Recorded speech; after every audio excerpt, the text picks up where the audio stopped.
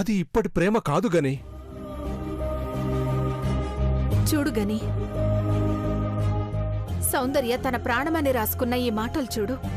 వీటిని అడ్డు పెట్టుకుని భవానీ ఆంటీ వాళ్లను బాధ పెడుతున్న విషయం కూడా నాకు తెలుసు. ఈ నిశ్చితార్థం జరగకూడదు గని. ఇది జరిగితే నీ కూతురు సౌందర్య కళ్లల్లో కన్నీరుని శాశ్వతంగా నువ్వు చూస్తూ ఉండాల్సొస్తుంది. చిన్నమ్మాయి గారు, మీరు పెద్దవారు. మిమ్మల్ని ఒక మాట అడుగుతాను, ఏమనుకోకండమ్మా. చిన్నబాబు గారు మీకిష్టం లేకుండా మీ మెళ్ళో 3 ముళ్ళు వేశారు. కానీ ఇప్పుడు మీకాయన దేవుడే కదమ్మా. సౌందర్య జీవితం కూడా అంతేనమ్మా.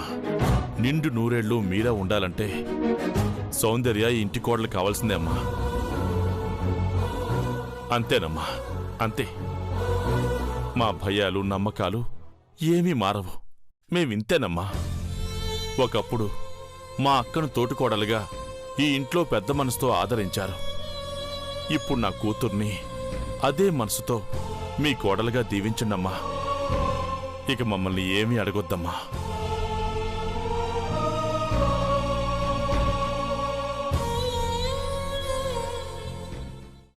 మహీసర్, దేవాసార్ లాంటి మనిషి ఉన్నాడని చెప్పినప్పుడు తన గురించి బయట చెప్పొద్దని కానీ నా దగ్గర మాట తీసుకున్నాడు.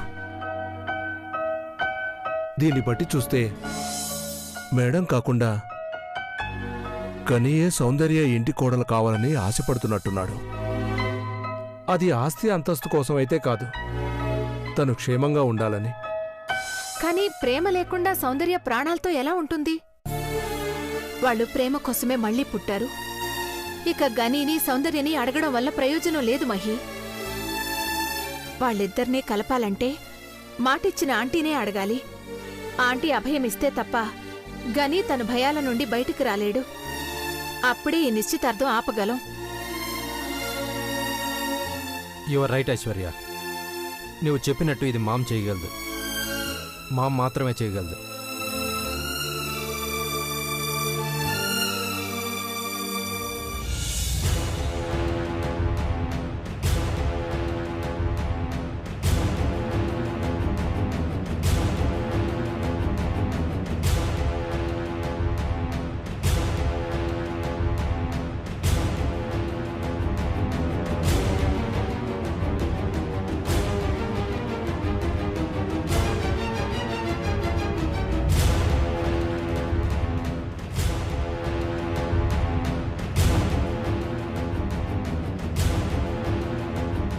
నా ముందుకి నిన్ను తీసుకొచ్చేదెలా? ఈ కుటుంబం మీద ద్వేషంతో నువ్వున్నావు. ప్రేమగా దగ్గరికి తీసుకోవాలని నేననుకుంటున్నాను. కలిసేదెలా?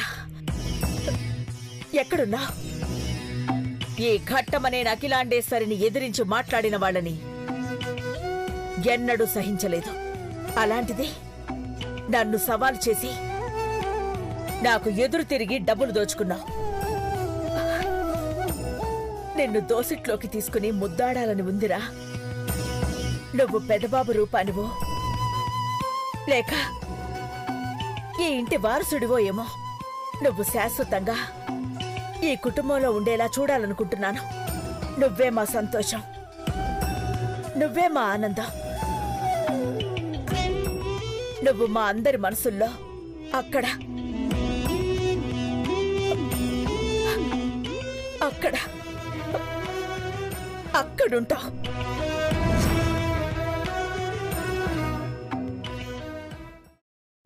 మామ్,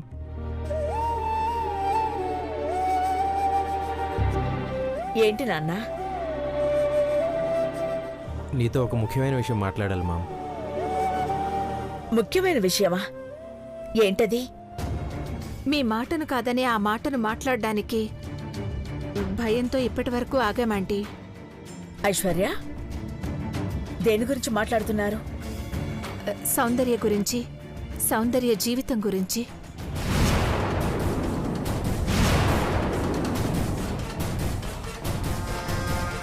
ఏంటది?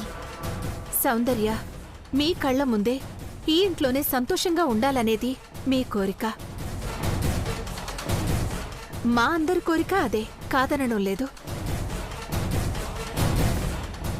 కానీ ఆ మహారాణి పక్కన ఉండే యువరాజు మాత్రం నా బిడ్డ కాదంటీ.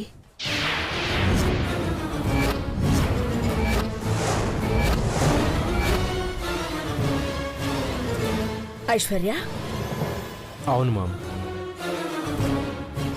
క్రిష్ ఎప్పటికీ సౌందర్య పక్కన నిలబడకూడదు. నిలబడే అర్హత కూడా లేదాంటీ. అమ్మో అమ్మో, అనుకున్నంత పని అయిందే. వెళ్ళి ఏదో ఒక పుల్ల పెట్టాల్సిందే. అదేంటి ఐశ్వర్య, అక్క తీసుకున్న నిర్ణయాన్నే కాదంటున్నారా? పిన్ని, ఇది మీకు అవసరం లేని విషయం. అదేంటి చిన్నబాబు, ఈ ఇంట్లో నేను ఒక మనిషిని కాదా? నాకు అభిప్రాయాలుండవా? ఈ పెళ్లి గురించి నేను ఎంత కష్టపడుతున్నానో తెలుసా? నాకు అవసరం లేదంటావా? జరగాల్సిన శుభకార్యం అందరికీ మంచి చేసేదైతే బావుంటుంది. అది నీకు బావుండకపోవచ్చు. అందుకే నీకిది అవసరం లేని విషయమని ఆయన అంటున్నారు. ఐశ్వర్య, పిన్నిని కాసేపు వదిలే. మామ్, సౌందర్య పక్కన చేరాల్సిన మనిషి సౌందర్య మనసులోనే ఉన్నాడు.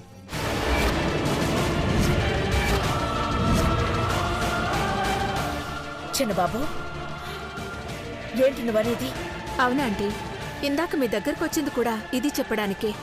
కానీ అతనెవరో చెప్పడం కన్నా చూపించాలి అనుకున్నాను. మీ ముందుకు తీసుకురావాలి అనుకున్నాను. సౌందర్య మనసులో అతనున్నప్పుడు అతనెవరో, ఎక్కడుంటాడో అడిగితే తెలిసిపోతుంది కదా. తన మనసులో ఉన్నాడు, కానీ తనెక్కడున్నాడో సౌందర్యకు తెలీదాంటీ.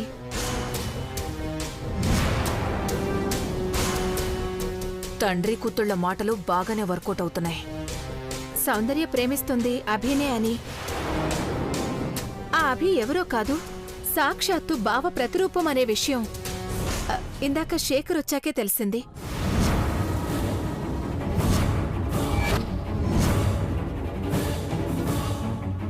ఇన్ని తెలిసాక కూడా ఈ నిశ్చితార్థం జరగాలా ఆంటీ?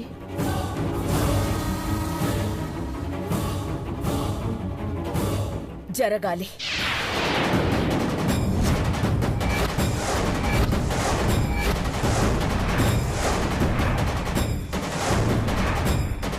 జరిగి తీరాలి. అనుకున్న ముహూర్తానికి అనుకున్నట్టుగానే జరగాలి. మామ్, ఇంత చెప్తున్నా ఏంటి మామ్? శేఖర్, మేడం. నీకు ముందే చెప్పాను. మేడం. చెప్పిన పని ఎంతవరకు వచ్చింది? అదే పనిలో ఉన్నాను మేడం, కానీ నా వల్ల కావడం లేదు మేడం. వాళ్ళిద్దరి మనసులు కలవకపోతే ఆశ్చర్యపడాలి గాని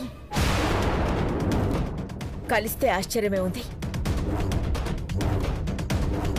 వాళ్ళిద్దరూ మళ్ళీ ఒకరి కోసం ఒకరు పుట్టారు.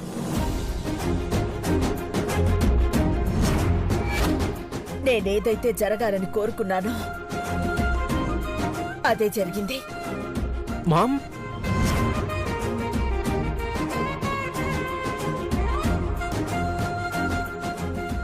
మామ్, ఈ జన్మలోనూ వాళ్ళ ప్రేమని బాధ పెట్టే కారణం నువ్వు కాకూడదు మామ్. వాళ్ళ సంతోషానికి మాత్రమే మీరు కారణం కావాలి. వాళ్ళ కళ్ళల్లో కన్నీటికి మీరెప్పుడు కారణం కాకూడదనే మీ ముందుకొచ్చి మీ నిర్ణయాన్ని మార్చుకోమని అడుగుతున్నామాంటీ.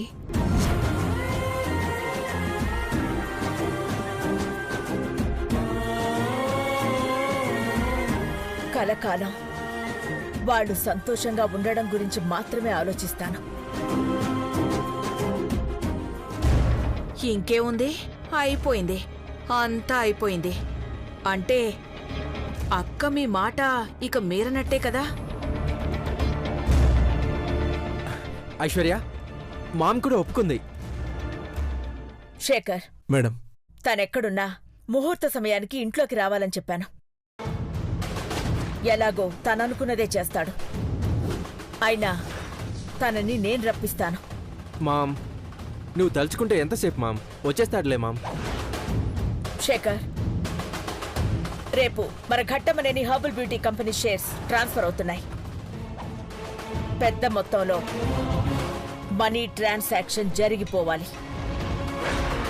దాదాపు 100 కోట్ల లిక్విడ్ క్యాష్ కి సంబంధించిన ఈ ట్రాన్సాక్షన్ అతనికి తెలిసేలా చెయ్యాలి అని చెప్పాను. గుర్తుంది కదా? గుర్తుంది మేడం. నన్నెదిరించడం కోసం తనొస్తాడు. మామ్, ఇలానా తను మన ఎదురుగా వచ్చేది? ఇలాగైతేనే వస్తాడు. ఒకప్పుడు నా పెద్దబాబు ఈ ఇంటి కోసం, పరువు ప్రతిష్ట కోసం ప్రాణం ఇచ్చేవాడు.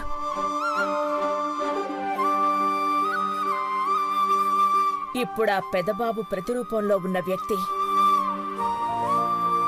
ఈ ఇంటి పరువుని పోగొడుతున్నాడు. ప్రతి క్షణం నేను తలదించుకోవాలని ఎదురు చూస్తున్నాడు.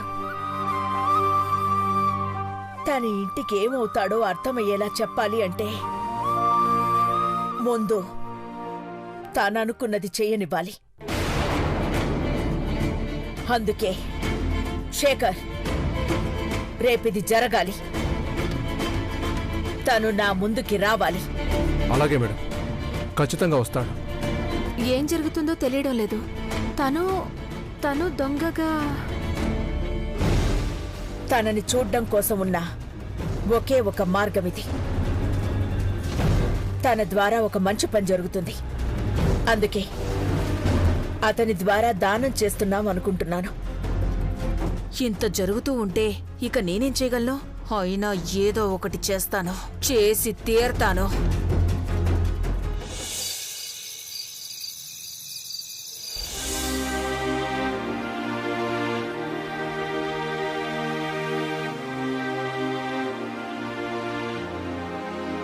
నిండైన నీ రూపాన్ని కళ్ళల్లో నింపుకుని మనసులో కోరిక చెప్పుకుంటే అది తప్పకుండా నెరవేరుతుందని మా అయ్య చెప్తూ ఉంటాడు.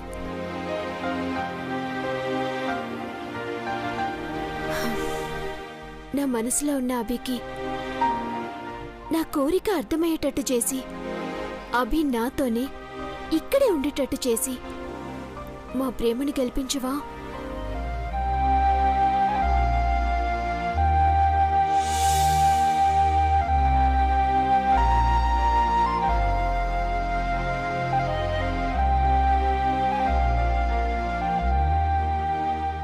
సౌందర్య, ఒంటరిగా ఇక్కడేం చూస్తున్నావు?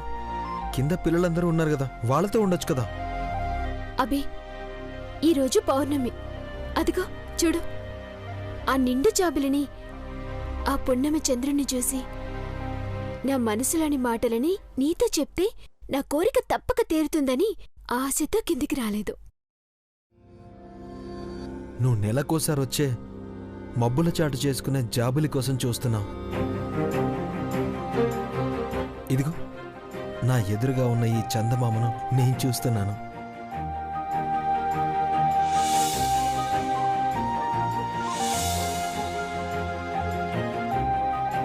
చెప్పు సౌందర్య, నిండు జాబిల్ని ఏమడిగినా అది నెరవేరుతుందా? అవునబి, జరుగుతుందంట. నన్ను చూసి కాదు, ఆ చందమామని చూసి చెప్పు. సరే, ఆ జాబిలిని కమ్మిన మబ్బులు తొలగేలోపు ఈ పెరుగన్నం తిను. నేను పెరుగన్నమే ఎందుకు కావాలని అడిగినో తెలుసా అభి? తెలుసు సౌందర్య, నా చేతికి కారం తగిలితే మంట పడుతున్నానేగా. అది మాత్రమే కాదబి, ఈ వెన్నెల్లో ఈ చేత పెరుగన్నం తిని నీ ఒడిలో వెచ్చగా నిద్రపోతూ ఈయన్ని నీ దగ్గరే ఉండిపోవాలని.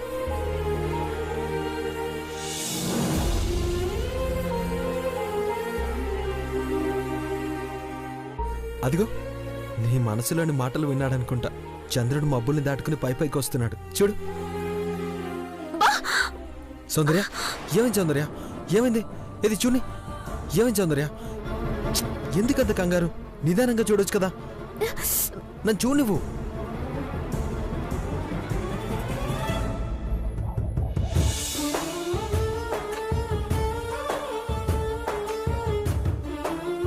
ఓకేనా?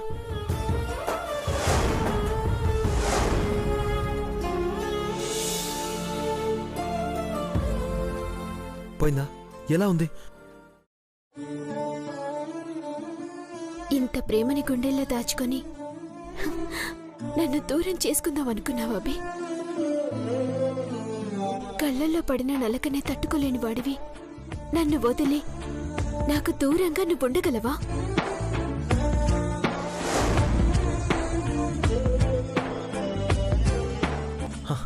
అదిగో అటు చూడు, చందమామను చూసి కోరుతా అన్నావుగా. నా సౌందర్య కళ్ళల్లో కన్నీరు రాకుండా నిండు నూరేళ్ళు సంతోషంగా ఉండాలి. నా మనసులో ఉన్న నువ్వు నేను బతికినంతకాలం నా చెయ్యి ఎడవకుండా నా పక్కనే ఉండాలి. సౌందర్య, ఇది నా కోరిక మాత్రమే కాదు, నీ మనసులో కోరిక కూడా. నువ్విప్పుడు కోరింది నేను బతుకున్నంతకాలం సంతోషంగా ఉండాలని. నువ్వు లేకుండా నేను సంతోషంగా ఉండగలనా అభి? నువ్వు నా నుండి దూరమైన మరుక్షణమే నా ఊపిరి ఆగిపోతుంది. సౌందర్య, హే సౌందర్య, అలా మాట్లాడుకో. నువ్వురా, పెరుగన్నం తిను.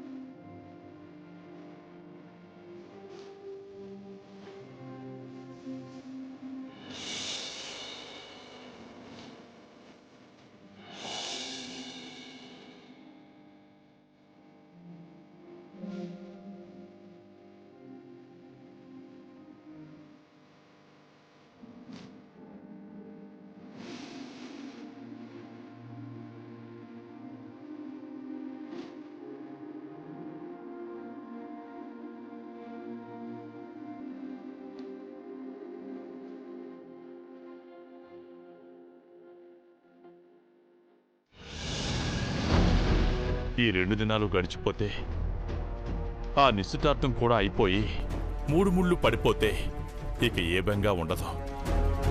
అమ్మగారి మాట పైన నమ్మకంతోనే ఉన్నాం.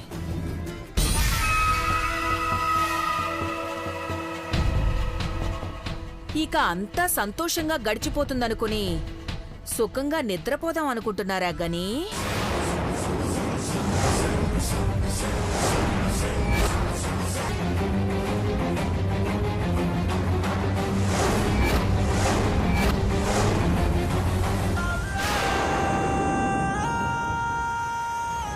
గని అఖిలక్క మాటను అధికారంతో మార్చలేకపోవచ్చు కాని ప్రేమతో మార్చొచ్చు. అర్థమైందనుకుంటా? అవును గని, చిన్నబాబు ఐశ్వర్యలు ప్రేమగా అక్కకి ఏవేవో మాటలు చెప్పి వాళ్ల కొడుకుతో జరగాల్సిన నీ కూతురు పెళ్లి ఎవడో కానివాడితో జరిపించాలని చూస్తున్నారు. ఎవడో కానివాడంటే ఆ జన్మలో అయినవాడేమో, ఈ జన్మలో దేనికి కానివాడేమో. చిన్నమ్మగారు, ఏం మాట్లాడుతున్నారు? నిజం మాట్లాడుతున్నాను. అయినా నేను నీకు మంచి చేయాలని చూస్తాను, నువ్వు దాన్ని చెడు అనుకుంటావు. నీతో వచ్చిన చిక్కే అది. నేను లేకపోతే నీ అక్క పెళ్లి అయ్యేదా?